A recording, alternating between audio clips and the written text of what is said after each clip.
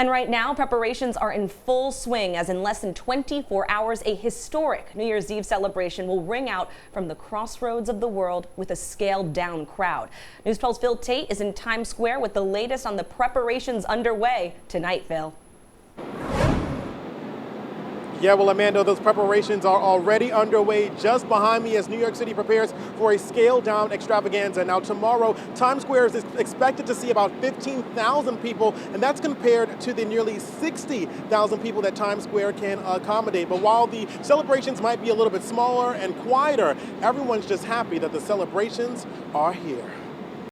We are very happy to be here after a long time of staying home. The first time we travel a lot, and to be in New York, it's a great, very good thing. Times Square is, at New Year's Eve is really exciting. We were locked up for a year and a half, so you sort of opened up, and what better place than Times Square?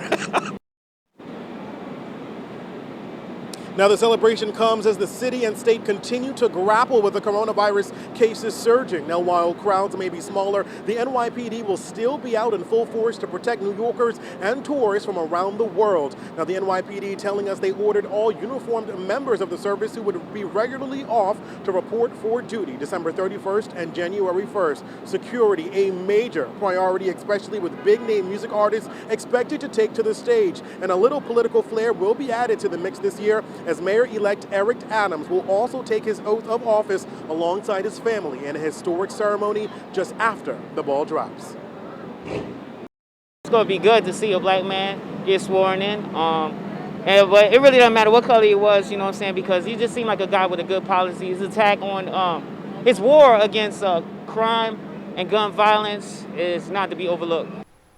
A lot of anticipation there tonight. We know Times Square, Phil, is always a hot spot on New Year's Eve. You got any last-minute tips for New Yorkers and tourists who are heading down there? Yeah, well, Amanda, important to note, for anyone who wants to come, you must wear a mask, and everyone will start to be let in at 3 p.m. tomorrow afternoon. Amanda? All right, Phil, thanks so much for the heads